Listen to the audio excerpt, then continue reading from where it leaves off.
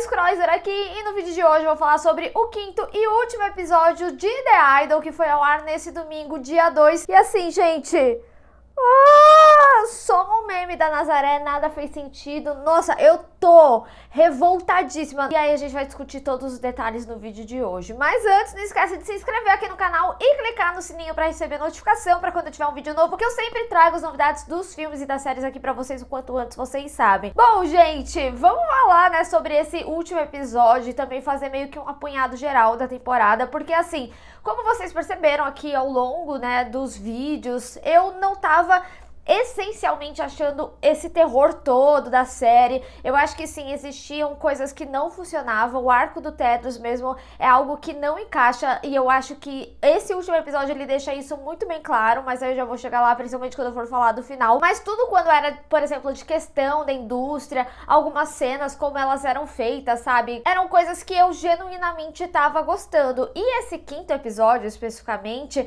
eu tava gostando bastante dele até certo momento. Eu acho que tinha, sim, algumas bizarrices que eu vou pontuar ao longo que eu for comentando aqui sobre ele, mas ainda assim ele era um episódio relativamente bom até, sei lá, seus 10 minutos finais que não fizeram sentido nenhum. E assim, gente, esse final foi intragável, não dá, não faz sentido algum, não tem construção narrativa algum que explique, simplesmente não faz sentido. É como se tivesse faltado, sei lá, um episódio inteiro pra gente ter aquele final, e eu vou explicar tudo aqui. Mas antes eu queria falar a minha sensação ao assistir o episódio e pontuando essas coisas, até as coisas bizarras que eu falei inicialmente, né?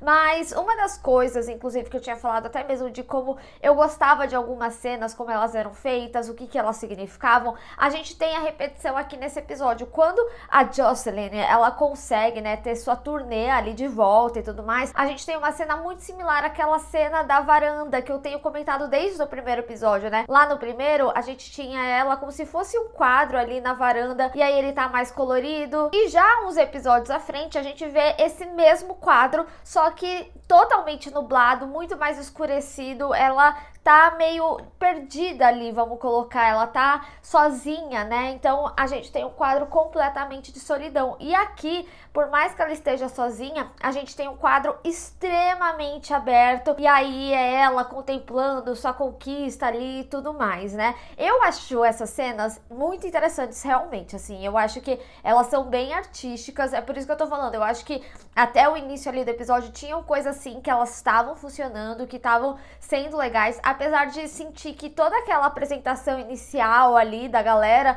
foi completamente awkward em vários momentos, assim, constrangedor realmente, mas eu acho que também é uma cena que ela é construída meio que pra você ter essa sensação, e não só, também pelo que a própria série acaba trazendo, falando que meio que nessa indústria, né, as coisas elas são assim mesmo, então é um bando de gente ali maluca, com todo perdão assim na palavra, não quero ofender ninguém honestamente, mas assim, a situação em si ali era bastante constrangedora, é bem daquelas, quem já conviveu em meio artístico, né, fala assim, ele é um artista, por isso que ele é tão estranho, e na realidade a pessoa só realmente, sei lá, fazia parte de uma seita, mas sim, tinha muito talento. Eu achei muito legal os números ali individuais. E aí uma coisa a gente tem que falar, essa galera, o próprio ator que faz o Isaac, eu li uma matéria na Vanity Fair dele falando que esse tinha sido o primeiro papel dele, sabe? Então eu acho que a série ela acabou trazendo talentos muito bons. Outra ressalva ali pra Chloe também, eu acho que ela tá incrível. O Xander também e a Jane, eu acho que a Jane particularmente eles poderiam ter utilizado até mais dela, já vamos chegar ali na personagem, no arco da personagem, mas o Xander, ele foi um cara que surpreendeu bastante, ele já teve mais destaque e ele tem uma potência vocal muito boa também, então eu acho que a série, ela também enalteceu essa parte aqui dos artistas em si. Mas aí eu tenho que dizer uma coisa, para uma série que fala tanto sobre produção musical, indústria musical e que tem tantos grandes talentos aí, apesar de ter tido construções de tipo, como It's My Family, né, ou até mesmo a música inicial ali da Jocelyn, inicialmente eu tinha achado que a série, ela iria trazer, por exemplo, essa música da Jocelyn e ir trabalhando ela, como por exemplo, aqueles gemidos ali do segundo, terceiro episódio, ter entrado de uma forma que não ficasse tão constrangedora quando ela foi apresentada. Eu achei que ela ia se tornar um grande hit repaginado ali, mas tudo bem, isso também é uma questão de expectativa minha, mas de uma forma geral, eu sinto que a gente não teve essencialmente números grandes trabalhados com a própria Lily Rose Depp. A gente tem ali a apresentação dela, afinal, que é muito mais performática, e quando eu falo performática, não é ela cantando ou tendo pelo menos esse senso de que ela tá cantando ali ao vivo e dançando ao mesmo tempo. Então é muito mais sobre a coreografia ali. Então a gente não teve, por exemplo, poderia ser um momento dela cantando ali a música, sabe, no show, algo desse sentido, mas a gente não teve os hits completos, reais. A gente, por exemplo, não ouviu também a versão da Jane, sabe, que poderia ter sido algo que tivesse saído também. Lógico, a gente não sabe como que é essa relação contratual ali, né, dos artistas com a série, mas ainda assim, apesar de entender que a série ela traz um recorte dessa história, que é esse momento de transição da Jocelyn, dela ser uma artista ali que já era reconhecida e se transformar em algo legendário, porque o final do episódio ele também traz isso, né? Ai, que artista esgotou os ingressos em 3 semanas, sabe? A gente vê ali que passou 6 semanas, desde os eventos finais que eles decidiram continuar com a tour, dar a tour ali pra ela, né? Então ela teve meio que essa conquista, de certa forma, da eternização dela, ou de escrever coisas que ela genuinamente gostava e que faziam sentido. Já vou desenvolver isso um pouco melhor, mas ainda sobre essa parte musical, eu senti que por a gente ter acompanhado esse recorte, a gente acompanhou sempre as coisas em processamento e a gente não tinha o real impacto daquelas coisas. Então, por exemplo, quando ela fazia live ali pros fãs contando a história da mãe dela, a gente não tinha um impacto de fora, o que os fãs acharam dessa história. A gente consegue imaginar certo impacto, tanto que os ingressos venderam ali, né, em 3 semanas. Ela prometeu pra eles que eles seriam recompensados e a gente vê aí, né, pela recompensa, o hit deu certo e sei lá o que. Então a gente teve pouco desse impacto demonstrado, então a gente não teve essencialmente algumas músicas, tipo, tinham músicas ali que eu tava realmente querendo saber mais, ouvir mais. Eu inclusive achei que a Lily Rose Depp mandou muito bem nessa parte vocal dela, eu achei ela muito boa. É lógico, também teve um trabalho de produção muito bom do próprio The Weeknd e do Mike Dean, que fizeram a parte de produção da série, né? O Mike Dean, ele vem aqui como esse personagem completamente estereotipado, né, de um produtor musical, mas falando da parte séria, assim, né, do trabalho, eles também tiveram um grande envolvimento. Não é à toa que a indústria também, né, traz aí grandes estrelas que elas são feitas, né? Eu acho que a própria Jane, ela também é um exemplo aqui na série, pelo amor de Deus, a Diane. Então vamos falar da Diane para não haver confusão. A Diane, ela é um excelente exemplo de como a indústria cria, né, grandes estrelas. Ela vem aí como uma pessoa que pegou uma música que a gravadora deu a ela e aí ela se vê numa situação ali um pouco complicada porque ela não tem outra música ou ela tem que criar algo do zero. Lógico, ela foi sabotada ali pela Jocelyn, né? Eles deixam isso muito bem claro, mas ainda assim a gente vê que ela ali, sem aquele hit essencialmente, sem ela ter tido a sua estreia, ela tava completamente perdida. No final ela foi a que mais se deu mal, né? Porque até o Tedros ou Mauricio Jackson, ele acabou se dando relativamente bem aí no final, né? E aí o arco da Jane também vem como essa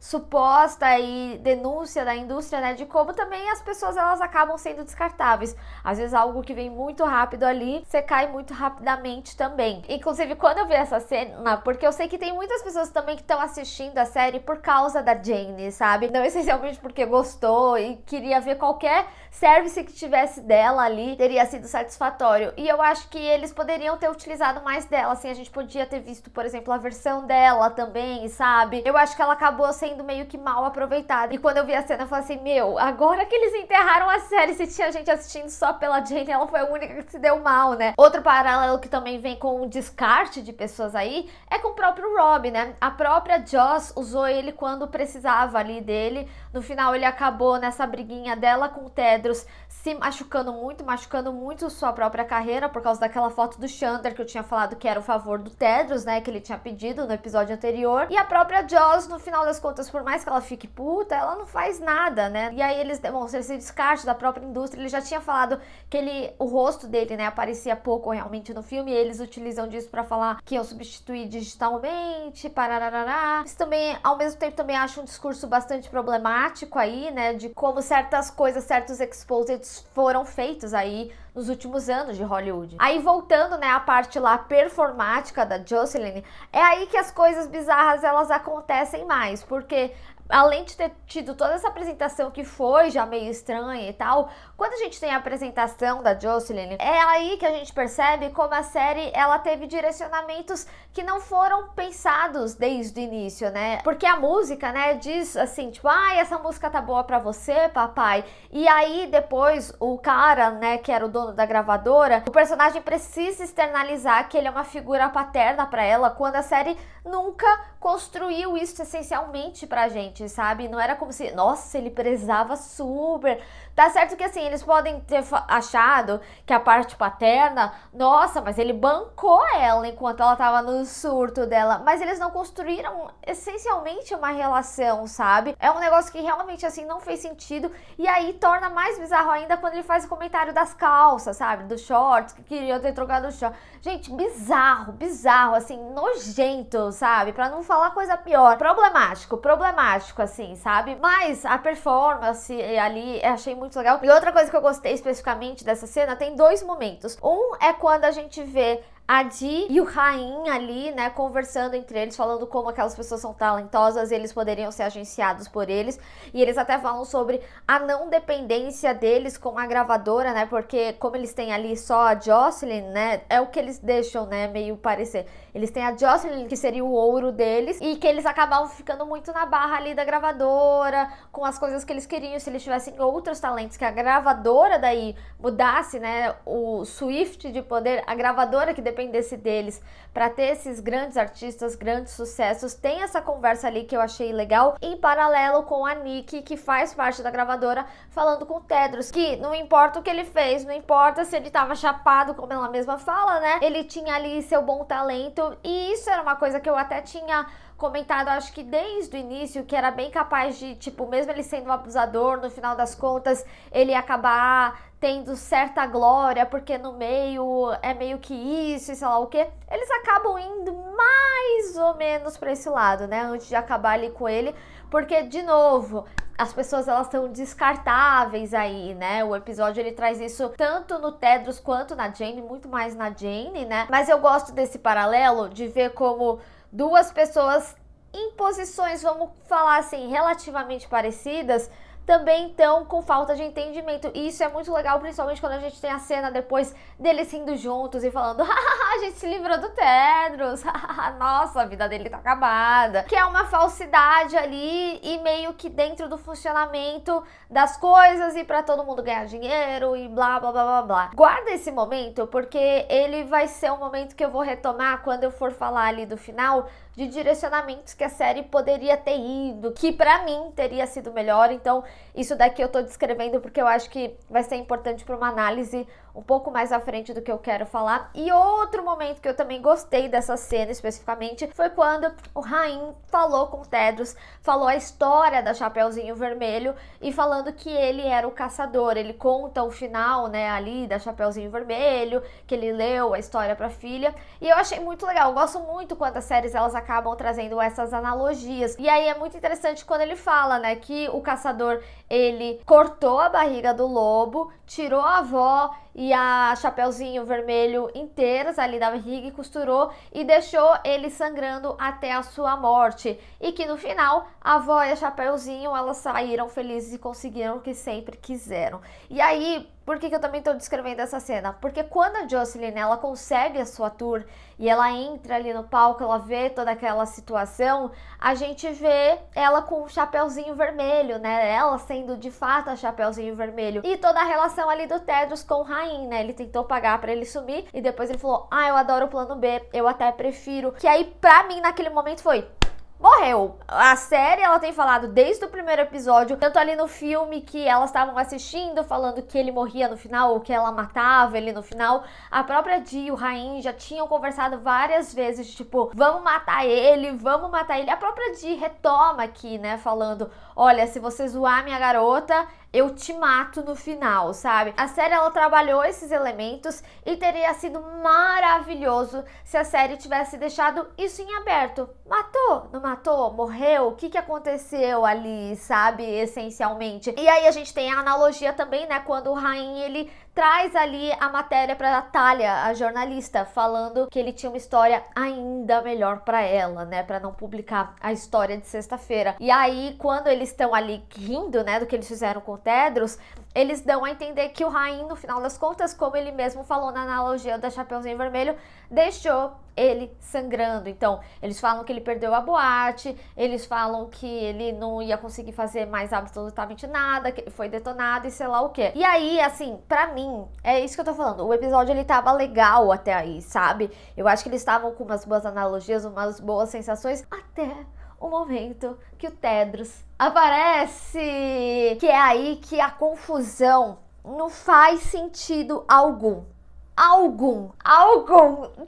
gente, eu tô relembrando aqui, citando, e eu tô ficando puta de novo, como eu fiquei ontem quando eu assisti. É aí que o negócio destrambelha muito, porque a gente vê que ela, no final das contas, traz ele de volta, porque ele é tipo essa inspiração que ela precisava.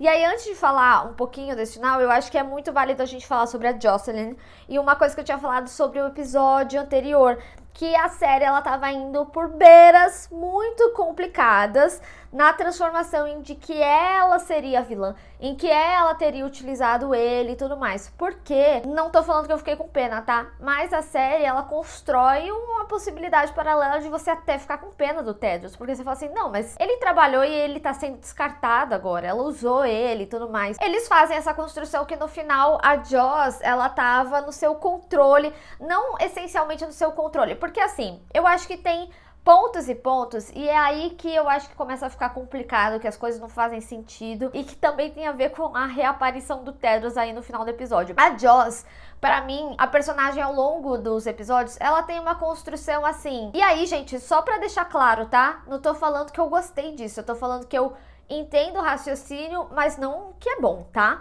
Eles constroem ela, quando a gente pensa na personagem desde o início, ela tem aquele momento que ela mesma tá se enforcando e tudo mais. Então eles já associam como que a dor motivava ela, lá. E aí ela vem nessa posição de fragilidade em que o Tedros estava utilizando ali dela. E depois ela só vira a chave realmente, apesar de achar que tinha aspectos que estavam até sendo trabalhados nela, né? Como ela falando ali no jantar.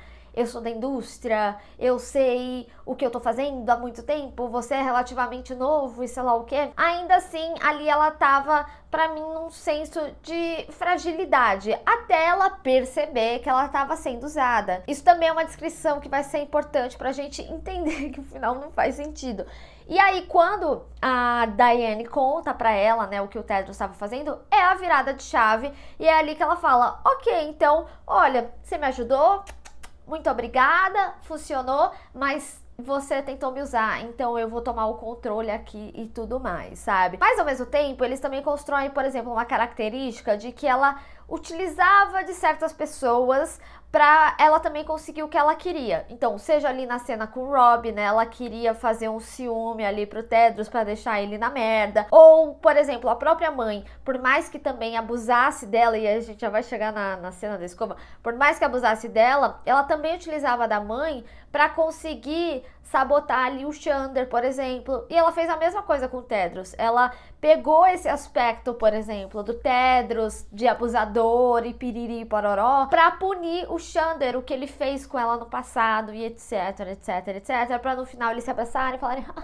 nossa, tá aí sua chance, e todo mundo aceitar. Isso é um ponto até interessante de ressaltar e falar, porque a gente vê como eles falam assim, olha, todo mundo na indústria é falso. Então, se tá todo mundo ganhando, tá tudo bem. É isso que acontece. E é até interessante, porque é isso que acontece com a Leia ali no final, né? Quando a Leia, ela tá vendo toda aquela situação e ela fica nessa ansiedade, né? É o que eu falava aqui ao longo dos episódios. Ela é uma personagem que ela vem com esse senso de realidade, né? Que a gente, como audiência, fica questionando. E ela achava tudo muito absurdo, ela não tava concordando, até ela ter um momento em que ela percebe que a Jocelyn, que ela colabora com tudo isso. Por mais que ela não tivesse, por exemplo, ciente ali do Rob, né? Ela tinha utilizado ele sim, mas ela não estava ciente do que estava acontecendo com ele. Ainda assim, ela viu aquela situação de tipo, a Joss não é a pessoa que eu imaginava, esse meio é demais pra mim e por isso ela vai embora, sabe? Ela não suporta. Tem até a frase do Xander que é impactante pra ela, que ele fala assim, se você soubesse o quanto que as pessoas fazem pra conseguir o que elas querem, é ali que ela se liga, ela fala assim, ok, tipo, isso não é pra mim. Então eu também acho interessante que tem uma personagem como ela, mas não era o ponto, né, inicial, só queria dar uma conclusão pra personagem, mas aí eles trazem a Jocelyn nessa característica que ela também utilizou as pessoas, por mais que ela tenha sido abusada, ela utilizou das pessoas pra no final conseguir as coisas que ela queria. Como eu disse, não tô falando que isso foi bom, tô falando que eu compreendo a linha de raciocínio, mas é aí que vem os problemas que narrativamente não fazem sentido, porque quando a gente chega no final, a gente vê claramente a Jocelyn externalizando pro Rain, falando, olha, tira esse cara da minha vida, paga o que for necessário pra ele sair. E aí ela consegue, aí ela e o Xander, eles ficam assim, tipo, nunca aconteceu nada entre a gente, então eu vou ter minha carreira aqui, piriri parará, todo mundo vai se dar bem, aí a seita se vira contra o Tedros e tudo mais. E aí chega ali no show, né?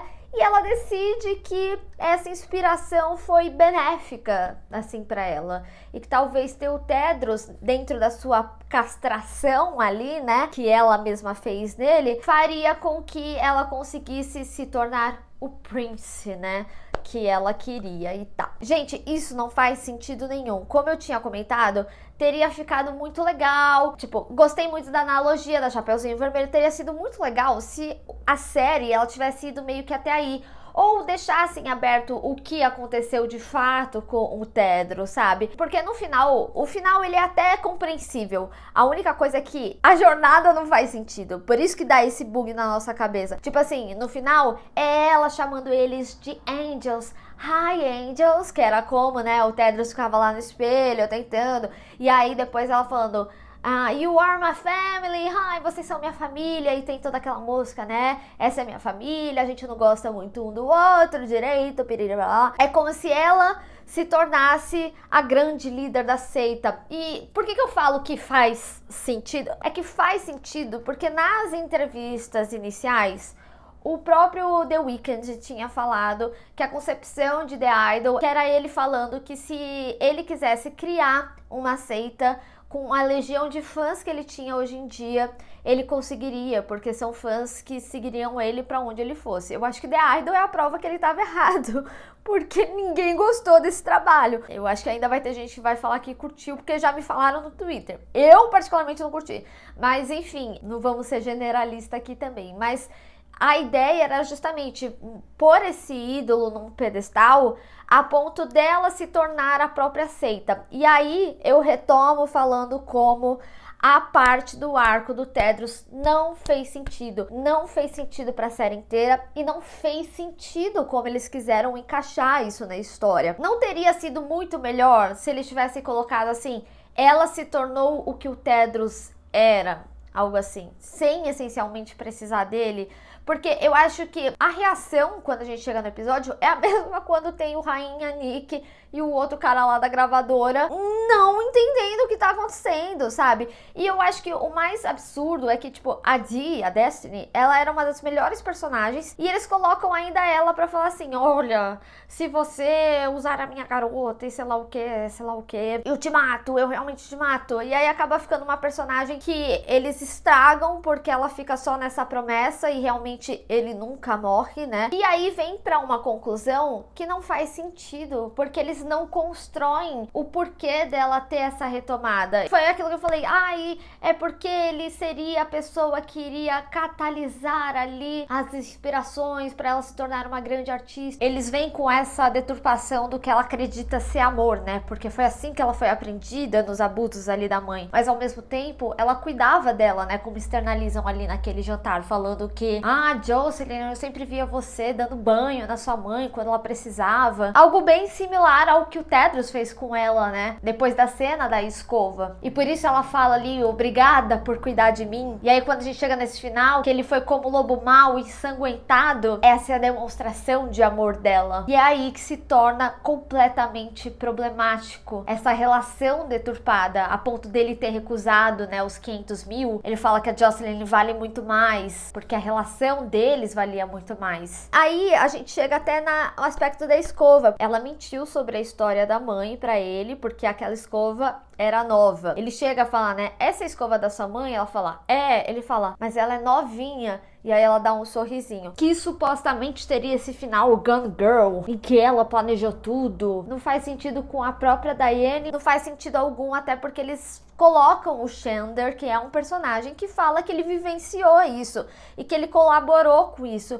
e que todo o arco dele de vingança e etc. foi por causa do entorno dessa história da escova e dos abusos que ele viu ela sofrer e nada acontecer. E por que é diferente de Gone Girl? Porque em Gone Girl ele foi culpado por coisas que ele não tinha feito. E o Tedros, ele fez de fato essas coisas. Ele planejou conhecer a Jocelyn, mesmo que ela tivesse ciente desde o início. Isso não exime as coisas que ele fez, se ele foi enganado, ele ainda assim era essa pessoa abusiva. E tá aí a grande problemática dessa passada de pano da série. A minha interpretação com relação à escova é que é quase como se fosse assim, é uma nova era, no sentido assim, a mãe utilizava da escova para trazer essa potência ali para ela e fazer o que ela era antes, né? Ou seja, uma grande estrela, uma estrela ali que tem sua atenção da mídia e tudo mais.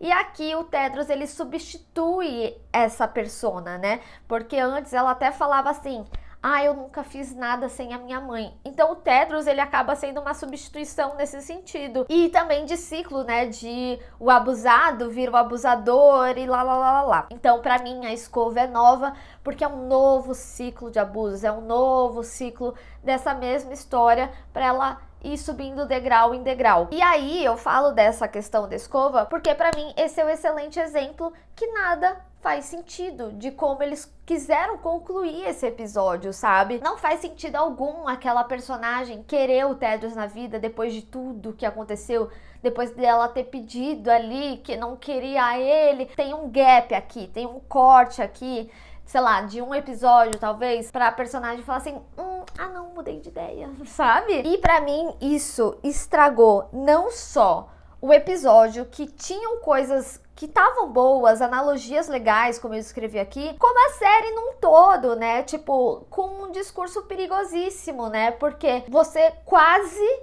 fica com dó do Tedros, mas a gente não pode esquecer que ele é um abusador, que ele se aproveitou, que ele foi ali um sanguessuga pra vilanizar ali a Joss, pra no final a série falar assim, todo mundo na indústria é podre. E aí eu entendo quando falavam, por exemplo, se tornou algo que a própria série tava querendo criticar. E é isso, o final do episódio, o final da série é exatamente isso. E tipo assim, gente, eu venho aqui, eu faço questão de explicar, beleza, dá pra entender e tal, mas não significa que é bom, é péssimo, não faz sentido, não é bem construído.